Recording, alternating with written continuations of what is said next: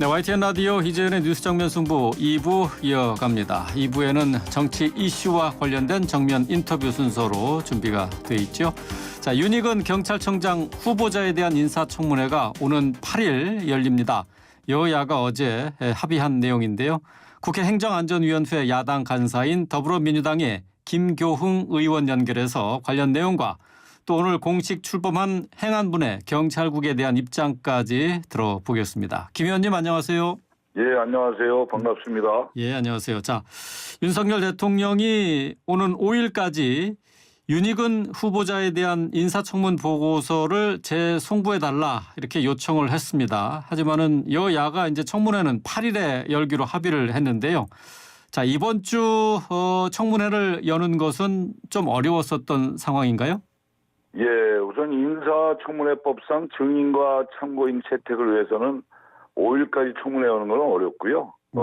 이 법상 증인과 참고인 출석 요청과 자료 요구에 법적으로 최소한 5일을 보장해 줘야 합니다. 네. 그러면 출석 요구서 송달에도 시간이 필요하기 때문에 네. 8월 1일 날 어제 계획서가 채택됐다고 하더라도 네. 일주일 후인 8월 8일에 청문회 개최가 가능한 거죠. 네네. 그래서 대통령실에서 요구한 5일까지 인사청문회를 마치려면 증인과 참고인 없는 맹탕 청문회를 할 수밖에 없는 그런 네. 상황입니다. 네. 그러니까 청문회 준비 시간이 절대적으로 필요한 시간이 있어서 네, 법상 그 기일이 정해져 있으니까요. 예. 어쨌든 다음 주 월요일 이제 청문회가 열립니다. 근데 네네. 당초에 문제가 됐었던 게 유사명 총경에 대한 증인 채택 여부였잖아요. 예, 그렇습니다. 네. 근데 결국 이번 청문회는 증인으로 채택이 되지 못했네요. 네네네. 네, 지금 여야가 합의를 이루지 못한 거죠? 그렇죠.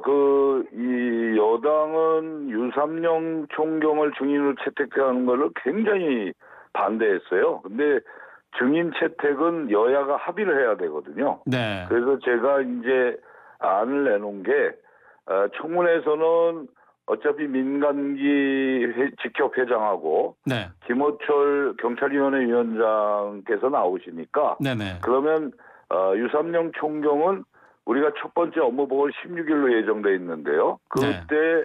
증인을 채택할 수 있습니다. 그래서 그때 증인 채택해서 하는 걸로 이렇게 여야가 합의를 했습니다.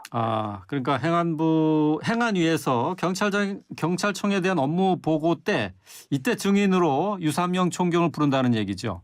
그렇죠. 그러니까 그때는 업무 보고를 예. 행안부 장관 이상민 장관과 새로 이제 경찰청장이 출석하는 업무 보고 자리입니다. 예, 그 오히려 더 이 경찰국 신설에 대해서 우리가 질문을 더 정확하게 할 수 있고 네. 우리 국민들의 알 권리를 더 충족시켜 줄 수 있는 회의 체계이기 때문에 오히려 더 명명백백하게 바뀔 계획입니다. 예.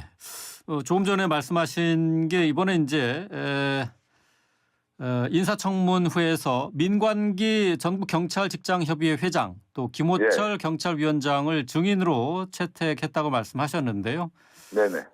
이 두 분이 나오게 되면은 어떤 얘기를 구체적으로 물을 계획이십니까? 예, 민관기 회장은 이제 증인이고요. 김호철 경찰위원회 위원장은 이제 참고인으로 이제 참고인이시군요. 출석을 하는데요.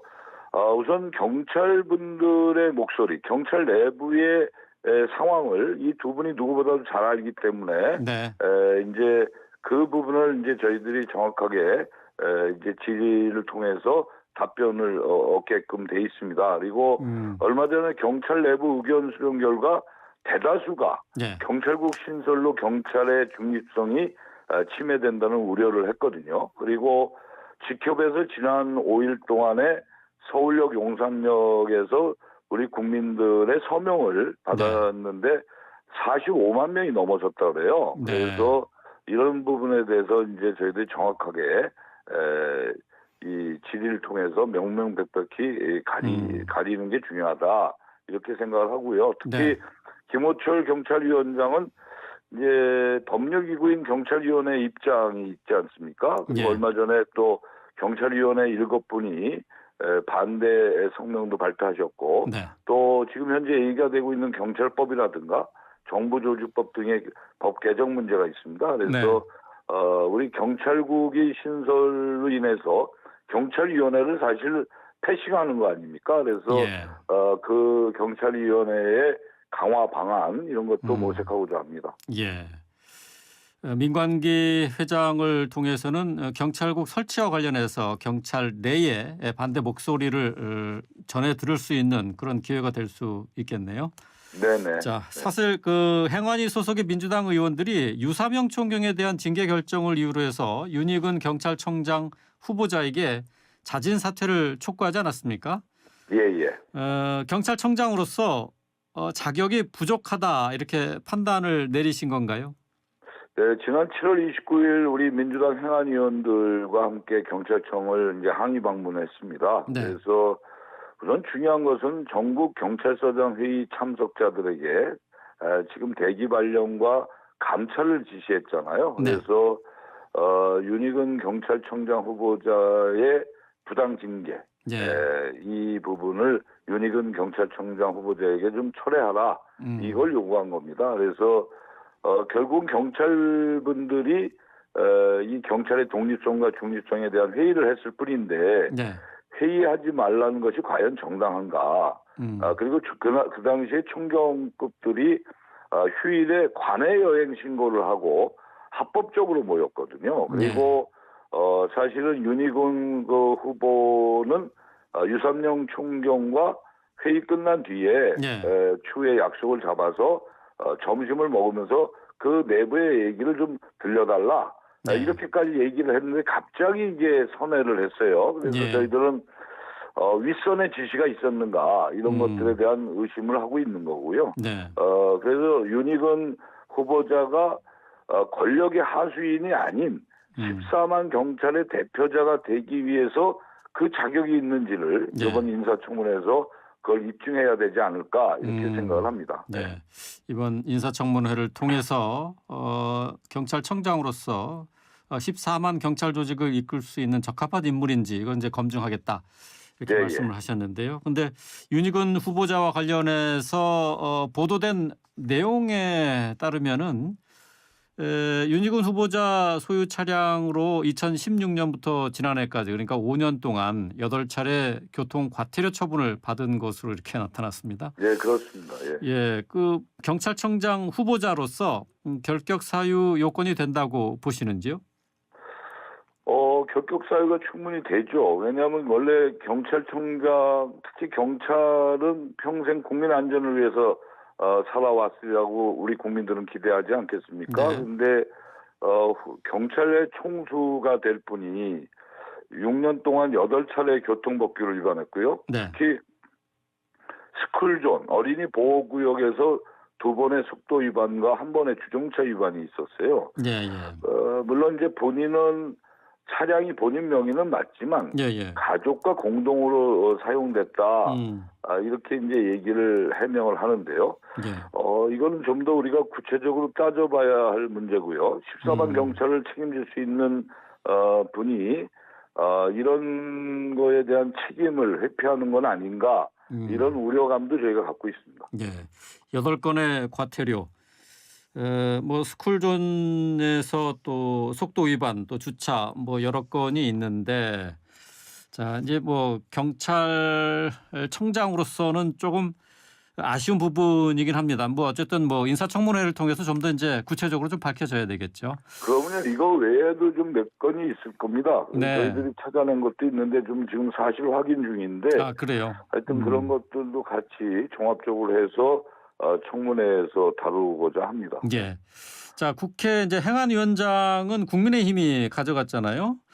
이채익 의원이 행안위원장을 맡고 있는데 인사청문 보고서 채택 여부 뭐 청문회를 진행해 봐야 알겠습니다만은 지금 현재는 어떻게 전망하고 계십니까?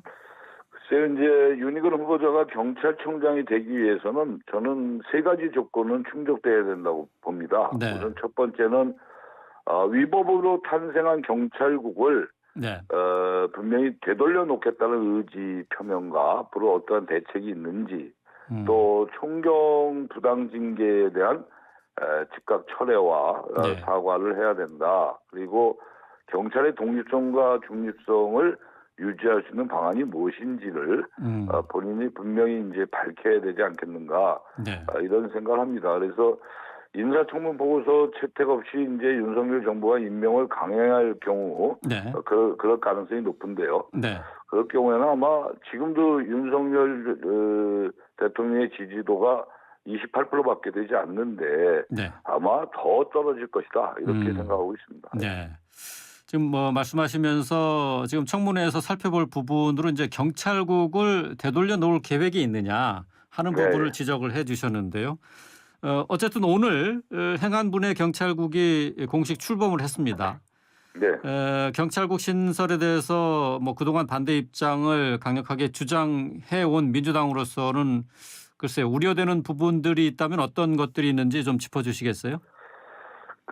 제가 지금 오늘 경찰국이 출범하면서 이런 네이밍을 한번 해봤어요.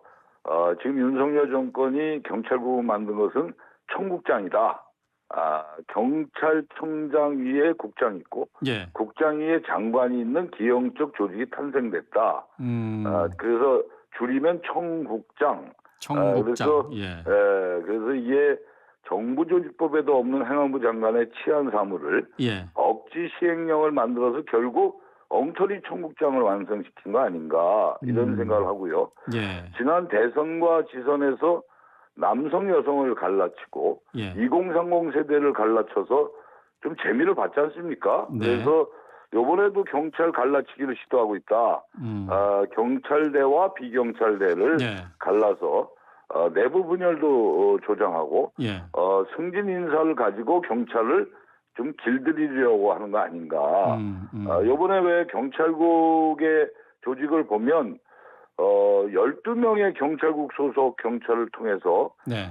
사실은 14만 경찰 조직을 윤석열 대통령과 이상민 장관이 입맛대로 통치하려고 하는 것이 아닌가. 네. 이렇게 생각합니다. 그래서 저희 민주당의 행정안전위원회 위원들과 저는 모든 역량을 쏟아서 네. 윤석열 정권의 경찰 장악을 막아내기 위해서 최선을 다할 겁니다. 예.